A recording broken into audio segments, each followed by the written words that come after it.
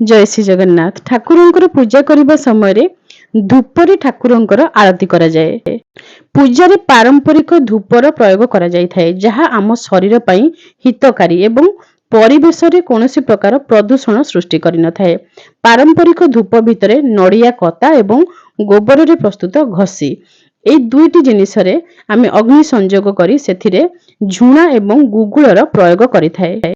आपनकर बहुत थर प्रश्न आसे झुणा एवं गुगुल कौन एवं ए दुईटी जिनिस केउं जागारे मिलिबो एवं झुणा गुगुलर प्रयोग आमे किपरि धूपरे करि परिबा। प्रथमे आमे आपनकु झुणा देखै देजु। झुणा देखिबाकू केउं परि, झुणा जेमिति पत्थर परि आपनकु दूररु देखा जिवो। झुणा टिके टाण होई थाए किंतु एते अधिक भी टाण नुहे। आपण जदि कोनोसी पत्थर किंबा लुहार जेमिति हुमा दस्ता रही थाए सेही भली जिनिस रे टिके छेची देबे ताहाले से भांगी की गुंड होई जिवो।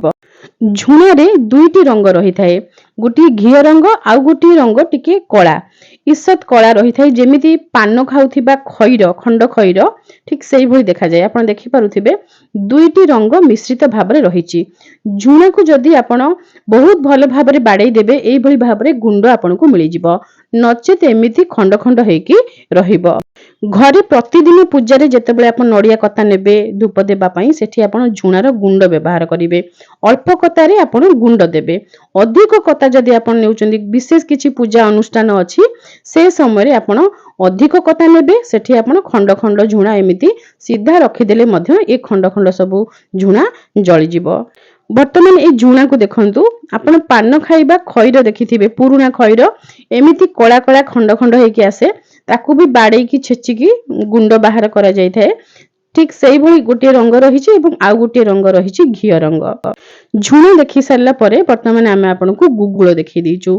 गुगुल मध्ये गोटे गछर अठा, झुणा मध्ये गोटे गछर अठा।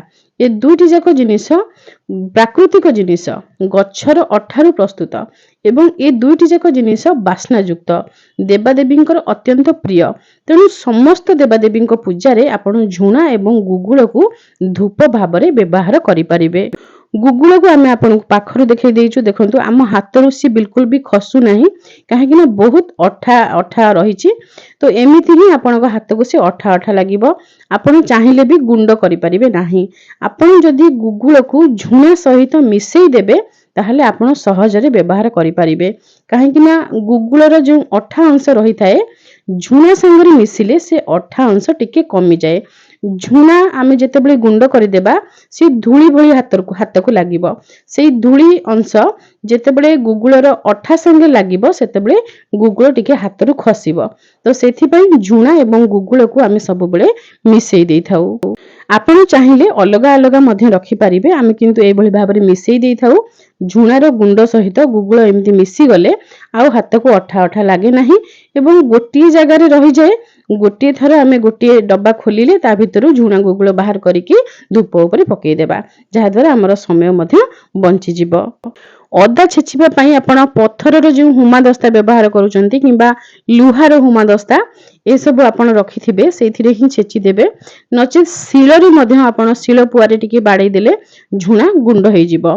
नचेत आपण कोनोसी कटुरी हातुड़ी ए सब जिंस रे मध्य गुंड करि परिबे। सूता कपड़ा भितरे आपण झुणा को रखि देकी बाडै परिबे। स्टील रो किछि हुमा दस्ता आसी थाए सेथिरे आपण बाडैबेनी, सेथिरे खसी जिवो। झुणा एवं गुगुल केबे भी मारा हुए नाही। छुतक एवं मृतक समय छुतक रे उठियारी पूर्वरु जदि एंतुड़ी शालरू माँ एवं पिला उठी नाहांती, नख काटी नाहांती, मुंड धोइकी स्नान करि नाहांती, ता माने उठियारी होई नाही।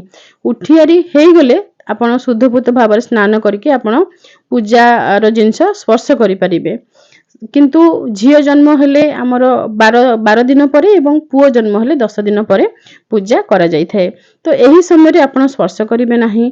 अशुद्ध समय जेमति कि मृतक समय, मृतक रे जे 11 दिन से दिन धूप दिया जाय थाए, 12 दिन मध्य धूप दिया जाय थाए, 13 रे बंद रुहे एवं 14 दिन ठारू पूजा जेमिति दुई बेला करा जाय सेमिति आरंभ हुए। सेमिति आपण चेष्टा करिवे 11 दिन घिओ न पाइबा पर्यंत कौनसी पूजा जिनिस स्पर्श न करिबा पई। जदि आपण उठियारी पूर्वरु किंबा घिओ न पाइबा पूर्वरु स्पर्श करिसंती ताहाले से झुणा मारा हेबो, नचेत झुणा केबे मारा होएनी। सेमिति ग्रहण पराग समय मध्य झुणा गुगुल ए सबु मारा होएनी। ऋतुमती महिला जदि शुद्ध स्नान करि नथिबे चतुर्थ दिन 4 दिन रे शुद्ध स्नान करा जाय थाए। जदि शुद्ध स्नान करि नाहंती ताहाले से जदि स्पर्श करूचंती ताहाले से झुणा गुगुल मारा हेबो। झुणा गुगुलर धूप देबा पई आपण झुणा दानी भितरे नड़िया कता को छोट छोट पीस करी काटिकी रखि परिबे, नचेत गोबरर घसी को भल भाबरे सुखे की छोट छोट पीस करी भांगी की रखिबे। सेथिरे अग्नि संयोग करिवे। आपण चेष्टा करिवे 20% से सब जिंस को नियारे जालिबा पई। अल्प टिके निया संयोग हेई गला परे जळिबा परे आपण से निया को सेथिरे लिभेई देबे। पाटी रे फुंकीबे नाही, ओइठा हेई जिवो।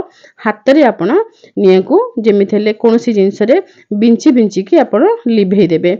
जेमिति निया लिभि जिवो ता उपरे आपण जो रखिचंती झुणा एवं गुगुलर गुंड से गुंड को ता उपरे आपण पकेइबे। झुणा एवं गुगुलर गुंड जेतेबेले अग्निकर संस्पर्श रे आसीबे सेतेबेले धुआं उठिबो एवं से धुआं बहुत बास्ना युक्त धुआं। सेही बास्ना युक्त धुआं बा धूप को आपण ठाकुरंक पाखकु नेकी आरती करिवे। नड़िया कतारे आमे झुणा पकेई सारला परे वर्तमान देखंतु केउ भली भाबरे धुआं बाहरुची।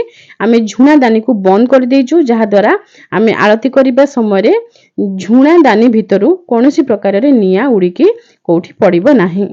एबे 2-3 दिन पूर्व आमे गोटे कमेंट पढ़िथिलु, से आरती करिबा समय रे अल्प टिके निया लागि जाइथिला। ठाकुर घरे से गोटे पर्दा पकेइचंती, से पर्दा रे लागि जाइथिला, पोड़ी जाइथिला पर्दा किछि अंश। तो सेति पई आपण माने निजे ध्यान देबे। ए सब आम मानकर भूल, निजर भूल पई जदि कोनोसी जगह रे निया लागि जाउची ताहाले आमे सेठी बेसी व्यस्त हेबा नाही कि किछि असुविधा हेइ जिवो, अशुभ हेइ जिवो ना, सेमति किछि नाही। आपण निजे टिके सतर्क रहिबे।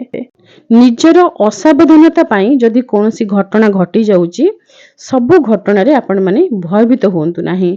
बहुत थोर आपण माने भयभीत हेइ कि प्रश्न पचारंती कि किछि भूल हेबनी तो, किछि असुविधा हेबनी तो, किछि अशुभ हेबो नाही तो ए सब किछि भी हेबो नाही। ए भावना मनरु बाहर करि दियंतु। केवल गोटे कथा मन रे रखंतु कि आम इष्ट अछंती तो किछि अशुभ हेबो नाही, किछि खराब से हेबाकू देबे ही नाही। रहुछु। जय श्री जगन्नाथ।